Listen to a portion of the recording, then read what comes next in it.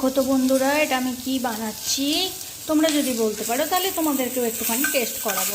এতে আছে পটল, ক্যাপসিকাম, বরবটি আর পেঁপে আর পেঁয়াজ, আর একটা শুকনো লঙ্কা ফোড়ন দিয়েছি, এক ফোঁটা অলিভ অয়েল দিয়েছি, এক ফোঁটা যাকে বলে।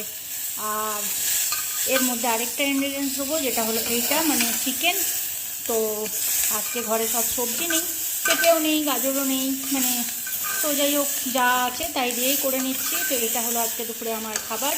আর এর সঙ্গে নেবো 1 কাপ, জাস্ট 1 কাপ ভাত, মানে অল্প, মানে এক মুঠো যাকে বলে, এক মুঠি।